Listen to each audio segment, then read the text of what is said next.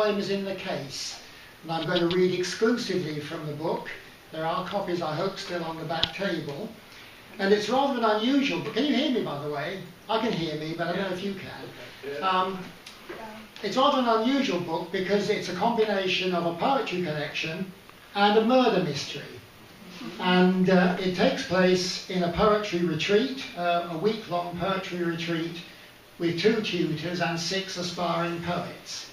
Obviously there's lots of poetry around, but poets being what they are, there's a certain amount of disagreement and tension around as well. I'm going to introduce just a few of the characters, and the most important character in the book is called Eric Jessup, and unfortunately he's dead by the time the story starts. His body has been found at the bottom of a cliff, and it's presumed to be suicide on account of prolonged writer's block.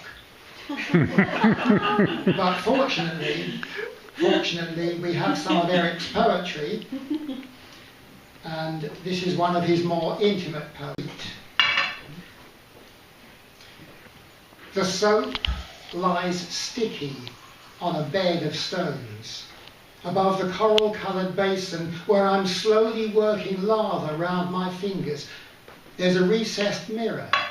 It reflects a bedroom with a pair of towels tossed across a counterpane. Small brushes, creams and lip gloss hint at semi-private body care, artlessly exposed. Though fully dressed, I'm sensing someone else's nakedness is commonplace in here. A musky tang of perfume drifts in from a garden where children's voices rise and fall.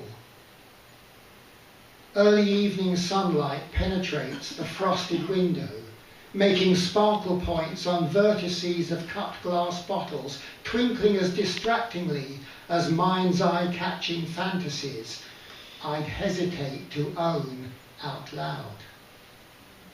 Important in the book. The second important character is George Hamlin, who is Eric's poetic mentor and also his lover.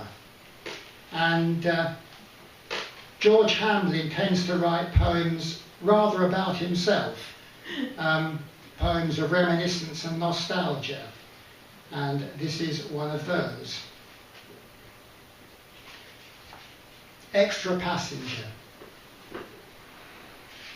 The way you don't, I didn't, look at him, the pre-existing occupant of the only partly empty seat remaining on the bus. You're brave, he said, which made no sense until I saw the plastic box with thoughtful air holes on his lap. So what's in there, I asked. My voice may be a quarter tone too high, as I pretended to be keen on peering through the box's scratched, translucent sides, supposing he supposed I'd shudder if I saw a scorpion's black scuttle or striped coils of snake, an Orwell sewer rat, or worse, a mouse-sized tufted thing suspended under far too many jointed legs. He smiled. It isn't in the box, he said, holding out his hand towards me.